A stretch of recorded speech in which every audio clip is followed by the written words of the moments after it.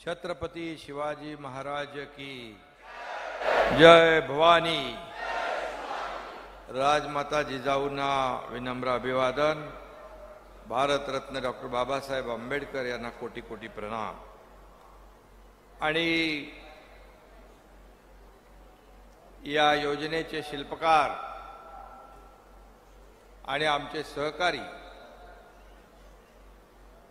अनिल भाऊंचं नाव घेतल्याशिवाय आजची सभा सुरू होऊ शकत नाही।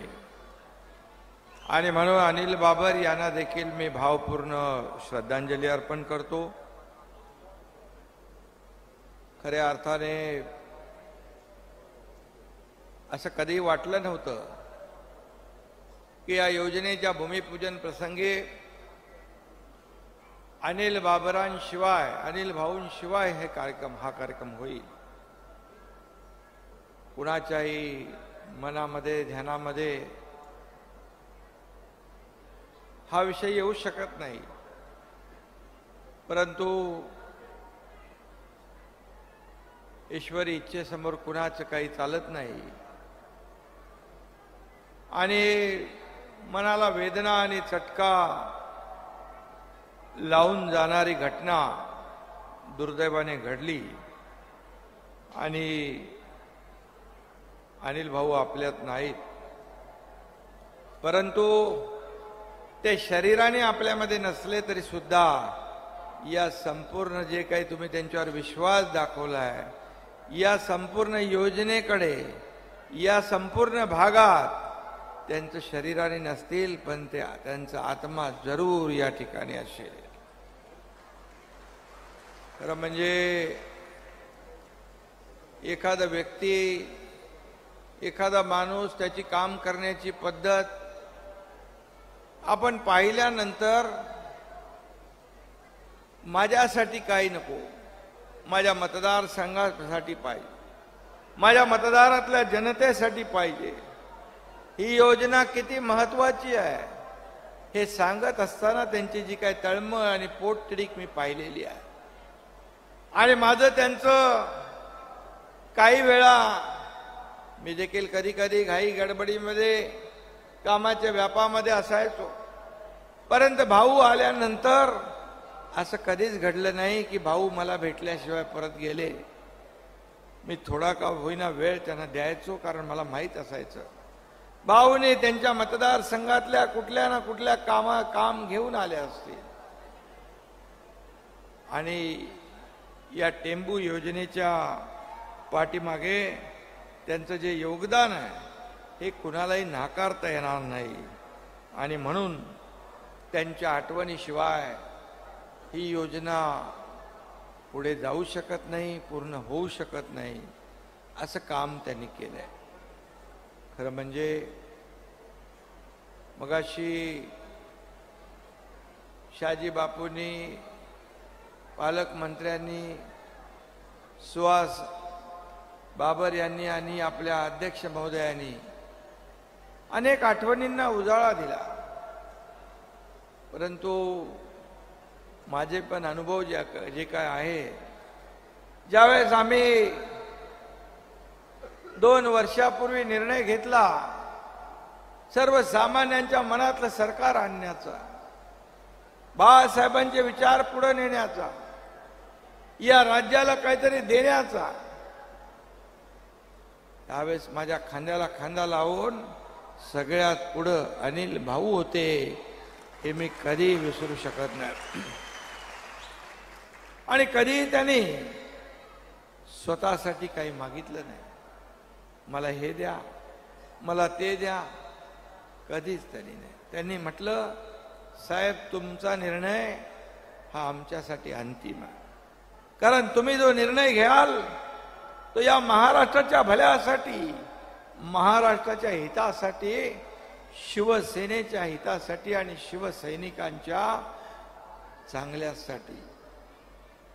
आणि त्यामुळे एक नाही तर 50 आमदार आज एकनाथ शिंदे सारख्या फाटक्या कार्यकर्त्याच्या मागे उभे राहतात, एक विश्वास दाखवतात।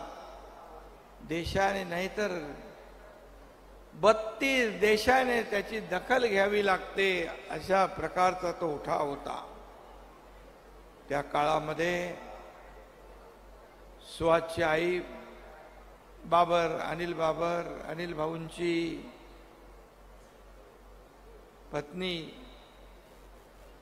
त्यावेळेस देखील त्यांचं कोविडमध्ये दुःखद निधन झालं. तेव्हा अनिल भाऊ गुवाहाटीला होते आणि त्या माऊलीला वाचू शकलो नाही आम्ही. ही देखील खंत आमच्या मनामध्ये आहे. ती देखील अतिशय दुर्दैवी घटना होती. आणि बघता बघता सरकार स्थापन झालं, सगळं झालं, परंतु काय नाही, छोटंसं मी त्यांना फोनवरून सांगायचो, काय नाही, ते व्हायरल असेल, काहीतरी पित्त असेल, आणि अगदी आपल्या प्रकृतीकडे पूर्णपणे त्यांनी दुर्लक्ष करून ते जगले फक्त आणि फक्त या तुमच्या सगळ्या मतदारसंघातल्या मतदारांसाठी. कुटुंब, परिवार, पत्नी, मुलं, बाळ यांची कधी त्यांनी पर्वा केली नाही. त्यांचा एकच उद्देश होता, या माझ्या मतदारसंघातल्या लोकांना, या आजूबाजूच्या सर्व लोकांना पाणी मिळालं पाहिजे, योजना पूर्ण झाली पाहिजे, हा ध्यास त्यांच्या मनामध्ये होता. आणि आज आपण या 6व्या टप्प्याचं भूमिपूजन करतोय, केलंय, परंतु एकच खंत आहे की या भूमिपूजन प्रसंगी जसं उपमुख्यमंत्री देवेंद्रजींनी देखील बोलून दाखवलं, अनिल भाऊ असायला पाहिजे होते.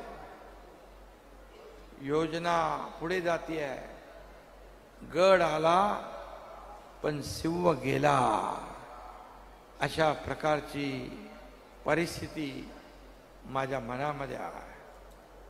आणि म्हणून एक माणूस, एक व्यक्ती काय असू शकते, काय विचार असू शकतात, काय तळमळ असू शकते, काय भावना असू शकतात, या अनिल भाऊंकडून शिकल्या पाहिजे. आणि म्हणून मी त्यांना श्रद्धांजली अर्पण करतो. आणि त्यांचं एवढं विशेष, मी कुठल्याही जिल्ह्यामध्ये जाऊ दे, जिल्हा जाऊ द्या, राज्य जाऊ द्या, इतर राज्यात पण कुठेही गेलो तर तिथं अनिल भाऊंची माणसं भेटल्याशिवाय राहणार नाही. मग गुजरात असू दे, मध्य प्रदेश असू दे, राजस्थान असू दे, कुठलाही प्रदेश असू द्या. अगदी मी मागच्या वर्षी काश्मीरमध्ये गेलो, छत्रपती शिवाजी महाराजांचा अश्वारूढ पुतळ्याचं उद्घाटन करायला. तिकडं पण लाल चौक, तिथं लोक जायला घाबरायची, कधी गोळ्या सुटायच्या, बॉम्ब फुटायचे.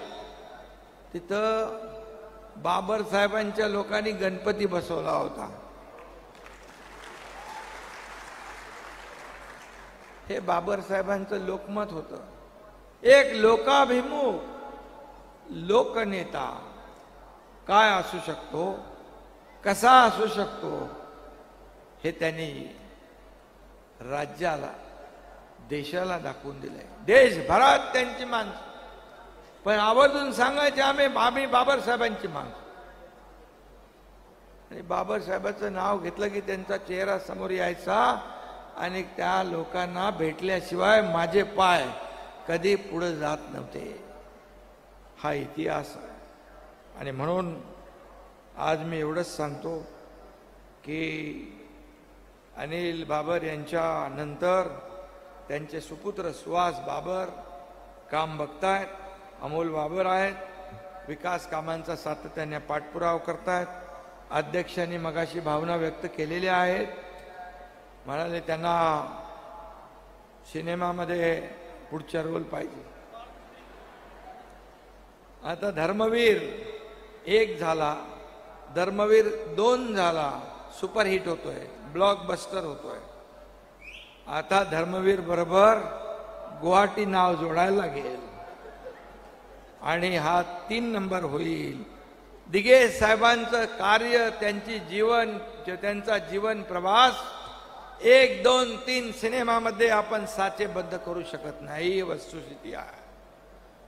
आणि म्हणून सुहास अध्यक्षांनी जी डिमांड केलेली आहे ती पार आम्ही पाडल्याशिवाय राहणार नाही.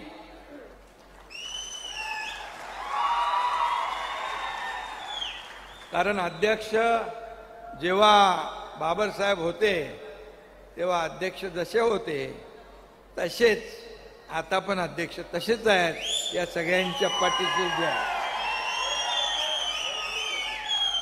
आणि म्हणून सुहासच्या मागे हा एकनाथ शिंदे तर खंबीरपणे उभा आहेच आणि हे पण आहे.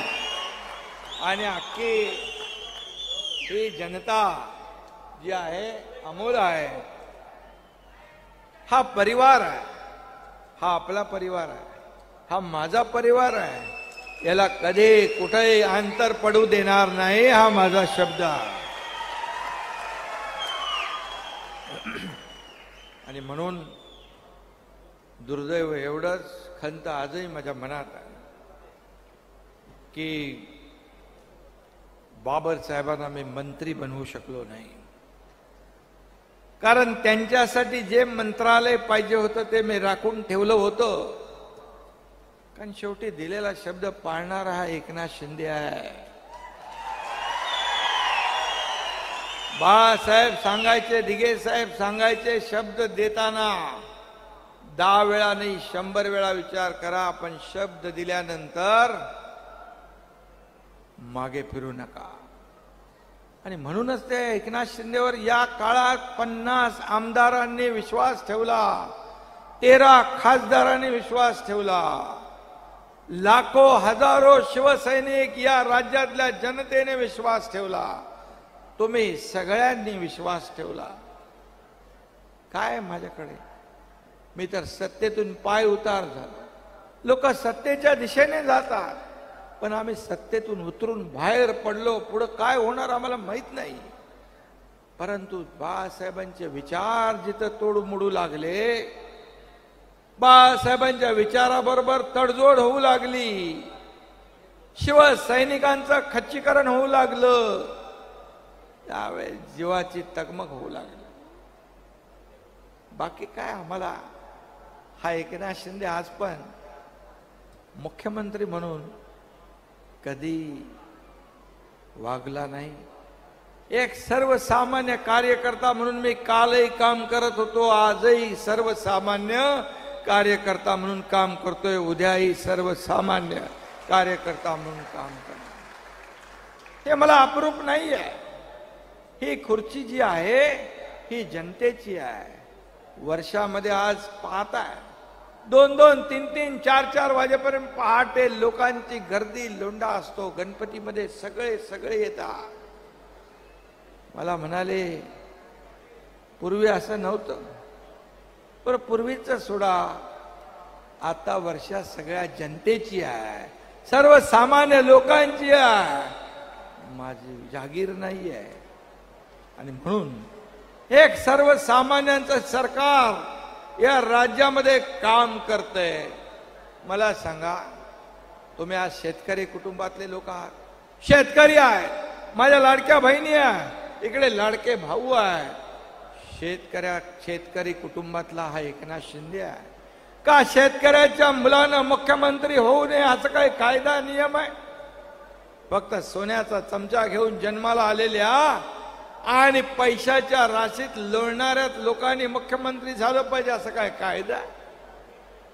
अरे मी मुख्यमंत्री झालो हेच त्यांना एका शेतकरी गरीब कुटुंबातला मुख्यमंत्री होतोय हे पचनी पडत नाही. अजूनही ते मान्य करत नाहीत. आज पडेल, उद्या पडेल, परवा पडेल, सरकार म्हणून स्थापन झाल्यापासून वेगवेगळ्या ज्योतिषाकडे सगळीकडे फिरून आला, पण खरा ज्योतिषच भेटला नाही. पण माझे शिलेदार, शिवसेना भाजपा युतीचे आमदार आणि या राज्यातली जनता खंबीरपणे पाठीशी उभी राहिली, म्हणून तुमचे जे मनसुबे होते या महाराष्ट्राला मागे ढकलण्याचे, या महाराष्ट्राची लूट करण्याचे, हे सगळे मनसुबे आमच्या जनतेने धुळीस मिळवून टाकले आणि म्हणून आम्ही काम करू शकलो. सगळ्या प्रकल्पात खोडा, सगळ्या योजना बंद. देवेंद्रजींनी योजना सुरू केली, या 2.5 वर्षात मागच्या बंद झाल्या योजना.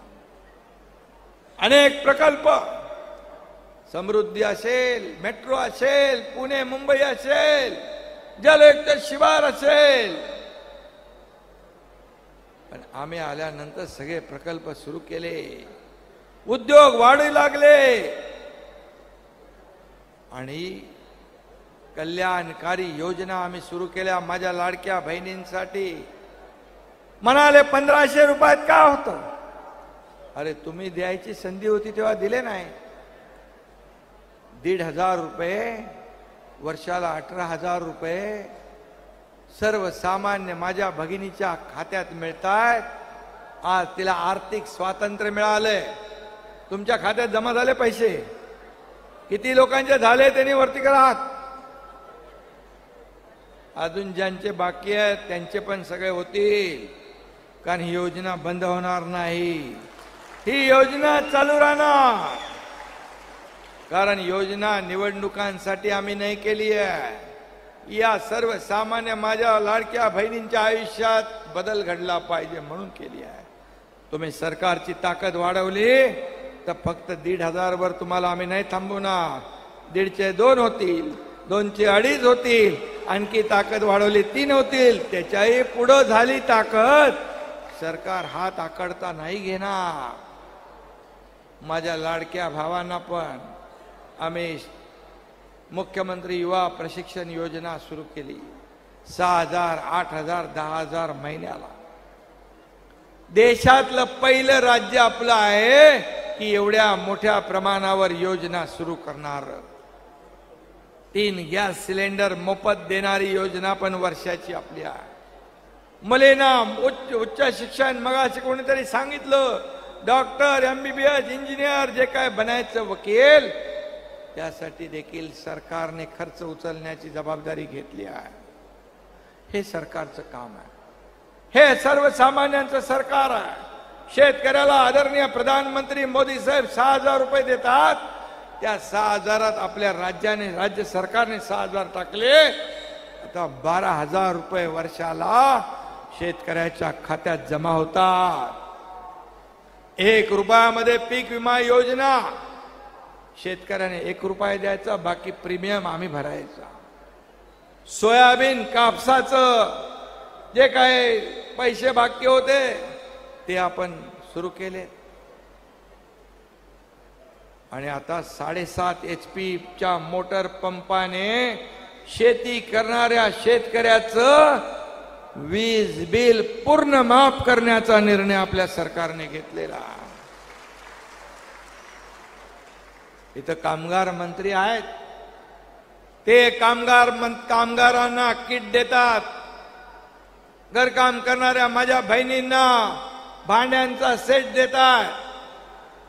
वेगवेगळ्या योजना, कल्याणकारी योजना, एकीकडे विकास, दुसरीकडे कल्याणकारी योजना, असं करणारं हे पहिलं सरकार आहे. का? कारण गरिबी आम्ही पाहिली आहे. आज अनेक माझ्या बहिणी म्हणतात, आम्ही जे पैसे मिळाले त्याचं काहीतरी उद्योग केला, काहीतरी आम्ही घरात खरेदी केली. एक माझी लाडकी बहीण आली होती गणपतीत, खास सांगायला, तिनं गणपतीमध्ये आरतीला घुंगरू लागतात ते घेतले 1,500 रुपयामध्ये आणि 10,000ला विकले. 1,500त घेतले, 10,000त विकले. बघा माझ्या लाडक्या बहिणी अर्थव्यवस्था कशी वाढवतात. हेच पैसे मार्केटमध्ये येणार, चलनामध्ये येणार, अर्थव्यवस्था मोठी होणार आणि याचा फायदा राज्याला आणि देशाला होणार. मोदी साहेबांचं $5 ट्रिलियन स्वप्न, आपल्या राज्याचं $1 ट्रिलियन स्वप्न माझ्या लाडक्या बहिणी पूर्ण केल्याशिवाय राहणार नाहीत. कारण आम्ही ठरवलंय फक्त 1,500 18,000वर आम्ही थांबत नाही. माझ्या लाडक्या बहिणींना लखपती बनवल्याशिवाय सरकार स्वस्थ बसणार नाही.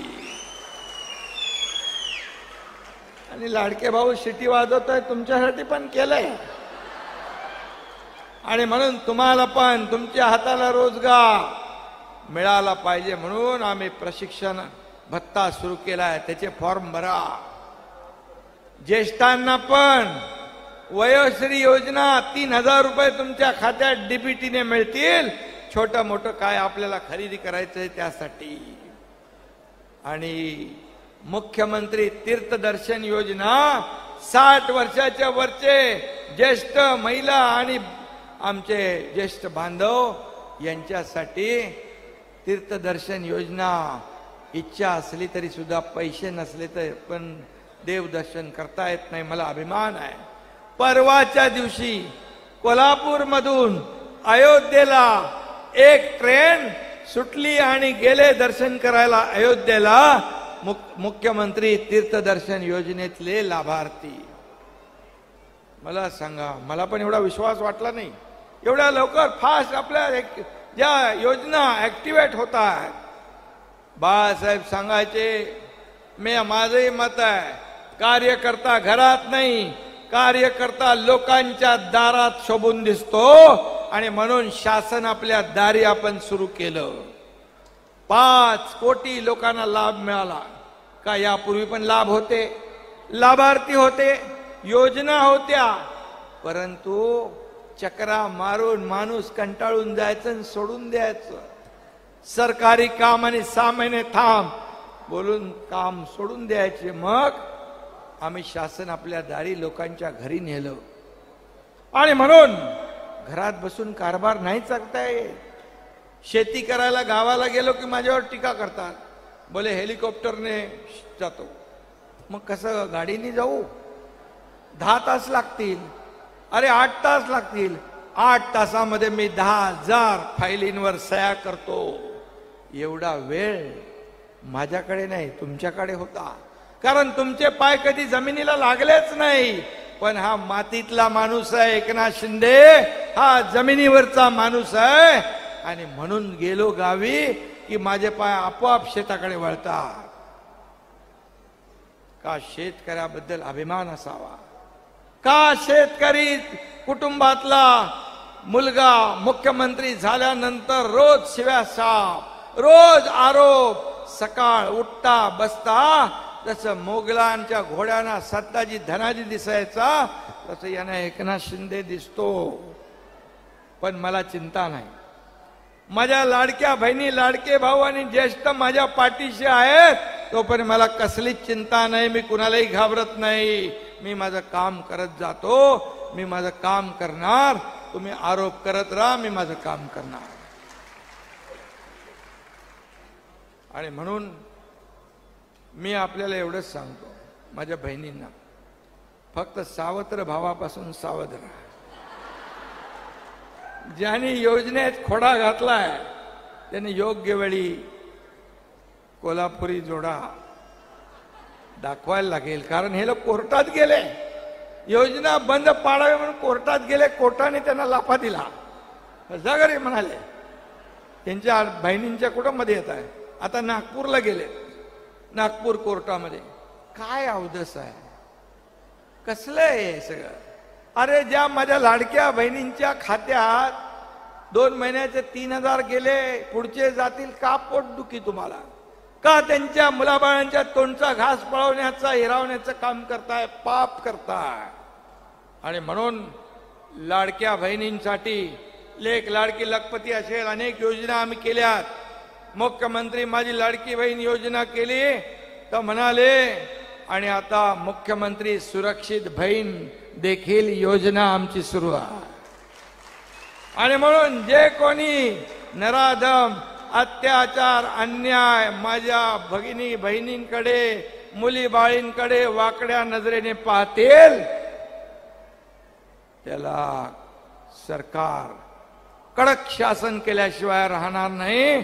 त्याला फाशीची शिक्षा झाल्याशिवाय राहणार नाही. आता मध्ये पोलिसांवर गोळीबार केल्यावर म्हणतात पोलिसांनी गोळीबार केला. अरे पोलिसांवर गोळीबार केला, 4 वर्षाच्या चिमुरडीवर अत्याचार झाले, त्याच्या 2-2, 3-3, 4-4 बायका येऊन कंप्लेंट करू लागल्या. हा माणूस नाही हैवान आहे, त्याचा पुळका येऊ लागला. म्हणजे इकडून पण बोलायचं तिकडून पण बोलायचं. जर त्याला सोडला असता, पोलिसांनी गोळी खाऊन म्हणाले असते पोलिसांकडे काय बंदुका शो साठी ठेवल्यात, कसा सुटला? मारलं की म्हणतात त्याला मारलं. अरे सेल्फ डिफेन्स मध्ये जर पोलिसांवर गोळीबार होतो आणि मग ते असंच बघत बसतील, जा रे बाबा जा रे बाबा, पोलिसांनी पोलिसांचं कर्तव्य केलं, त्याची चौकशी होईल, ते काय व्हायचं. परंतु कुठल्याही कामाला खोडा घालायचा, कुठल्याही कामामध्ये स्पीड ब्रेकर टाकायचा, कुठल्याही कामाच्या विरुद्ध आरोप करायचे, पण आम्हाला त्याची चिंता नाही. मी आपल्याला एवढंच सांगतो, कालच आम्ही आपल्या गोमातेला एक दर्जा दिला, गाईला. गाई आपल्या सगळ्यांना एक आपण दैवत मानतो आणि राज्याचं एक जसं पशु पक्षी असं जे काही असतं, राज्याचा दर्जा त्याला दिला जातो, तसं आपण गोमातेला राज्य मातेचा दर्जा दिला आहे. मोठं काम आहे. आणि राज्यमातेचा दर्जा देऊन गायीचे पांग फेडण्याचा प्रयत्न आम्ही केला आहे. आणि आज टेंबूचं भूमिपूजन करून काळ्या आईचं पांग फेडण्याचा प्रयत्न आम्ही केलेला आहे.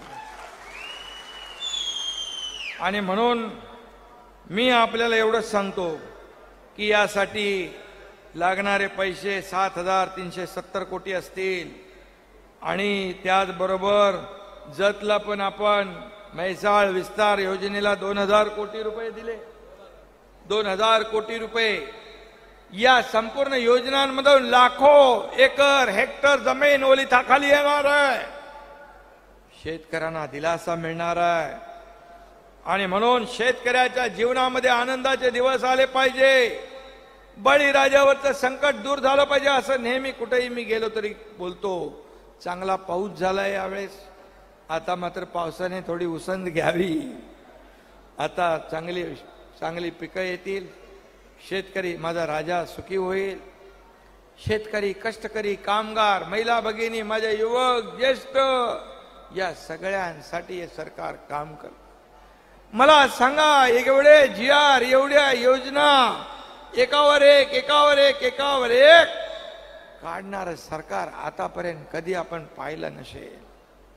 आणि या टेंबू योजनेसाठी मी एक सांगतो, नागपूरमध्ये शंभूराज आपली कॅबिनेट होती, बाबा अनिल भाऊ बाहेर बसले होते खुर्ची टाकून.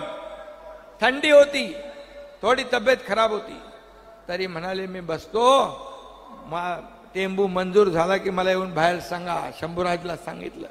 मंजूर केल्याबरोबर आम्ही सांगितलं मंजूर होणार आहे, नाही ऐकले नाही ते. मग शंभूराजने जाऊन सांगितलं त्यांना टेंबूचं काम मंजूर झालं. तेव्हा त्यांनी तिथून मग ते निघाले. एवढा ध्यास, एवढा त्यांच्या मनापासून जो काही, मी असा माणूस कधी पाहिलेला नाही. माझ्या आयुष्यामध्ये असा माणूस कधी पाहिला नाही. मला काय मिळालं यापेक्षा माझ्या जनतेला काय मिळालं, काय मिळणार आहे बघणारा अनिल भाऊ. एक आदर्श आमदार, जनतेचा आवाज बनणारा आमदार, म्हणून त्यांच्याकडे आपण पाहायचो. आणि म्हणून मी आपल्याला एवढंच सांगतो की या ठिकाणी त्यांची जी काही स्वप्न, आज टेंबूचं झालंय भूमिपूजन, विटा बसस्थानकाचं भूमिपूजन झालंय, त्यांची जी जी काही स्वप्न होती ती सुहास भाऊ तुम्ही पूर्ण करायची आहे. तुमच्या पाठीशी हा एकनाथ शिंदे खंबीरपणे उभा आहे, हा माझा शब्द आहे. आमचं सगळं व्यासपीठावरचे सगळे लोक आपल्या सोबत आहेत आणि म्हणून आज या ठिकाणी जाता जाता आणखी काहीतरी बाबा सांगितलं मला, उपकेंद्र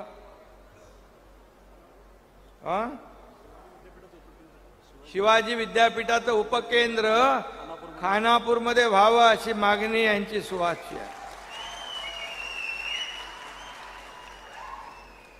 आणि म्हणून ती देखील आपण पूर्ण करू. जे जे अनिल भाऊनी स्वप्न पाहिली ती सगळी पूर्ण करू. त्यामध्ये पैसे कमी पडणार नाही हा शब्द एकनाथ शिंदे देतो. आणि म्हणून टेंबू योजनेच्या विस्तारीकरणाने खुलेल इथलं शेत वावर, तेव्हाच वरून सुखा समाधानाचे आशीर्वाद देतील आपले अनिल बाबर. आणि म्हणून जी मागणी केलेली आहे ती मी या ठिकाणी सांगतो की आज ज्या 6व्या टप्प्याचं आपण भूमिपूजन केलंय यामुळे हजारो शेतकऱ्यांना त्याचा फायदा होईल. आणि म्हणून या योजनेला 6व्या टप्प्याला अनिल बाबर यांचं नाव आपण देऊ.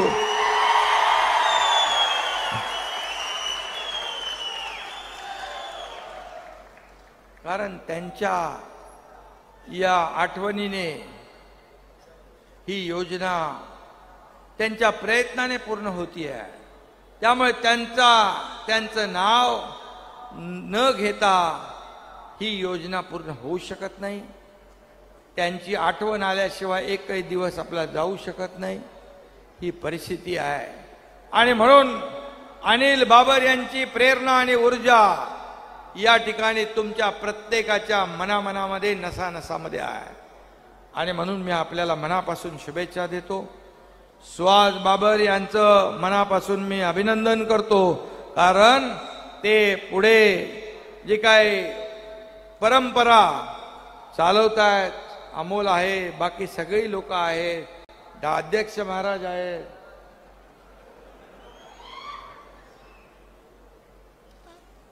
पालकमंत्री शंभूराज आणि आपण सर्व कार्यकर्ते. जसा जीव अनिल भाऊंना लावला तसा जीव त्यांच्या परिवाराला, सुहासला, अमोलला, त्यांच्या परिवाराला लावा. त्यांच्या पाठीमागे तुमचे आशीर्वाद ठेवा. एवढीच विनंती मी आपल्याला करतो आणि मनापासून आपल्याला खूप खूप शुभेच्छा देतो. धन्यवाद. जय हिंद, जय महाराष्ट्र. धन्यवाद. सन्माननीय मुख्यमंत्री